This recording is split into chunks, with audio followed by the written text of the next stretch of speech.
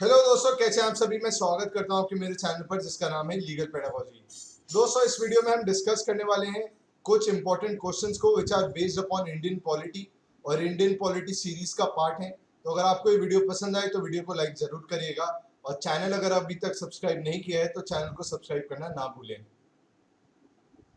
दोस्तों, पूछ रहे कि पहले रेलवे मिनिस्टर इंडिया के कौन थे। तो दोस्तों, पहले रेलवे मिनिस्टर इंडिया के थे जॉन मैथाई। तो इनका नाम इंपॉर्टेंट है, ये आपसे पूछा जा सकता है। अगला है who was the first tribal speaker of Lok Sabha. तो पूछ रहा है कि हमारे देश के पहले ट्राइबल कम्युनिटी को बिलोंग करने वाले स्पीकर कौन थे लोकसभा के। तो दोस्तों, वो थे पीए संगमा। अगला है who forms the advisory committee of the parliament. अगर पार्लियामेंट को कुछ एडवाइस चाहिए होता है, कोई स्पेशलाइज्ड मैटर होता है, तो एडवाइजरी कमिटी पार्लियामेंट की कौन फॉर्म करता है। तो दोस्तों, वो फॉर्म करते हैं स्पीकर ऑफ लोकसभा। अगला है the timing of 0 hour in the parliament is. तो जो टाइमिंग है 0 आवर की पार्लियामेंट में, वो है फ्रॉम 12 नून टू 1 PM। और 0 आवर हमारे इंडियन सिस्टम का ही एक इनोवेशन है। तो 0 आवर का टाइमिंग है दोपहर के 12 से लेके 1 बजे तक।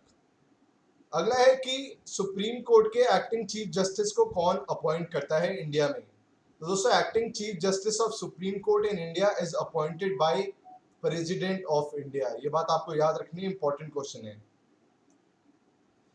अगला है कि who among the following was the first women chief minister in independent India.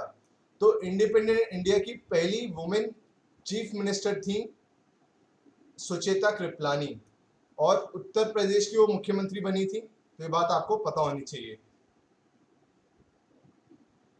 अगला है the legal adviser to the state government is known as. दोस्तों, जैसे यूनियन लेवल पे, सेंट्रल लेवल पे अटॉर्नी जनरल होते हैं, वैसी स्टेट लेवल पे लीगल एडवाइजर जो होते हैं स्टेट गवर्नमेंट के, उन्हें कहा जाता है एडवोकेट जनरल। ये बात आपको याद रखनी है। अगला है the appointment of governor in a state is made as per the provision of Indian constitution under which article. तो आर्टिकल पूछ रहे हैं जो डील करता हो with regard to appointment of governor in the state. तो दोस्तों, वो आर्टिकल है आर्टिकल 155, जो कि बोलता है that the governor shall be appointed by the president under his hand and seal.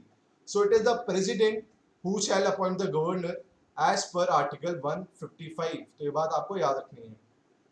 अगला है कि the first finance commission was constituted in which year. तो पहला फाइनेंस कमीशन कॉन्स्टिट्यूट हुआ था इन द ईयर 1951। और फाइनेंस कमीशन का अगर आपसे आर्टिकल पूछे तो it is a constitutional body under article 280। अगला है criminal matters is a part of which list. तो दोस्तों, क्रिमिनल मैटर जो कि प्रोसीजर से रिलेटेड बात करता है, क्रिमिनल मैटर से रिगार्डिंग जो प्रोसीजर होता है उसकी अगर हम बात करें तो criminal matter is a part of concurrent list. इसमें स्टेट और यूनियन दोनों ही लेजिस्लेशन कर सकते हैं, लॉज बना सकते हैं। अगला है कि एजुकेशन को ट्रांसफर किया गया था from the state list to concurrent list. पहले एजुकेशन पार्ट था स्टेट लिस्ट का, फिर उसको ट्रांसफर किया गया to the concurrent list through which constitutional amendment. तो दोस्तों, 42nd कॉन्स्टिट्यूशनल अमेंडमेंट के बाद एजुकेशन को ट्रांसफर कर दिया गया था फ्रॉम द कॉन्करेंट लिस्ट और from the state list to the concurrent list. तो 42nd अमेंडमेंट को मिनी कॉन्स्टिट्यूशन भी कहा जाता है क्योंकि बहुत सारे चेंजेस आए थे उसके बाद। और 42nd अमेंडमेंट का ईयर हमें याद होना चाहिए 1976। अगला है the Indian legislature was made bicameral for the first time by which act.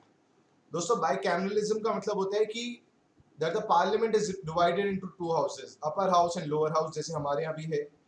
तो इंडियन लेजिस्लेचर को बाइकैमरल बनाया गया था पहली बार through government of India act 1919। ये बात आपको याद रखनी है।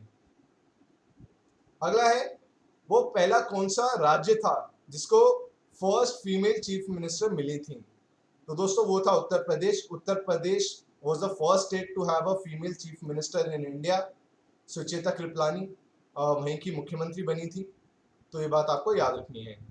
अगला है कि फिलहाल currently how many national parties are recognised by the election commission. Election commission parties को रिकॉग्नाइज करता है as a national party, state parties. तो फिलहाल the number of national parties in India currently are 8। 8 national parties हैं, राष्ट्रीय party हैं देश में अभी फिलहाल। जिसमें BSP, Communist Party of India, Communist Party of India Marxist, NCP, Indian National Congress, BJP, BSP, ये सभी नेशनल पार्टीज के पार्ट हैं। अगला है which country was the first to give women the voting rights. तो पहला देश जिसने वुमेन को वोटिंग के राइट्स दिए, अधिकार दिए, वो था न्यूजीलैंड। अगला है कि वो कौन सी पॉलिटिकल पार्टी थी जिसको पहले डी रिकॉग्नाइज किया गया बाय द इलेक्शन कमीशन और बाद में उसे फिर रिकॉग्नाइज कर दिया गया था as the national party by the election commission of India. तो दोस्तों वो थी Communist Party of India Marxist. और दोनों में फर्क है, कम्युनिस्ट पार्टी ऑफ इंडिया अलग है, communist Party of India Marxist अलग पार्टी है, जिसकी अभी सरकार है केरला में और इसके जनरल सेक्रेटरी हैं सीताराम येचुरी। तो ये बात आपको पता होनी चाहिए। अगला है by after which amendment in article 74 the word may was omitted and was replaced by shall, which made it clear that the president shall exercise his functions in accordance with the advice of the council of ministers। दोस्तों article 74 में amendment हुई थी by the 42nd amendment और उसमें पहले word था मे। तो president पहले चाहे तो काउंसिल ऑफ मिनिस्टर्स के हिसाब से एक्ट कर सकते थे, उनके एडवाइस के हिसाब से। पहले मे था वर्ड, पर बाद में 42nd अमेंडमेंट के बाद उसको शैल से रिप्लेस कर दिया गया और ये अनिवार्य हो गया that the president shall act as per the advice of the council of ministers. पर अगर उन्हें कोई एडवाइस दिया गया है by the council of minister और उन्हें वो ना पसंद है तो एक बार उन्हें वापस भेज सकते हैं कि आप इसे रिकंसिडर करिए। पर रिकंसिडर होने के बाद अगर फिर से वही आता है तो उन्हें फिर उसी के हिसाब से एक्ट करना पड़ता है।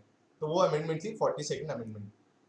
अगला है National Capital Territory of Delhi has been constituted by 69th amendment of the year 1991।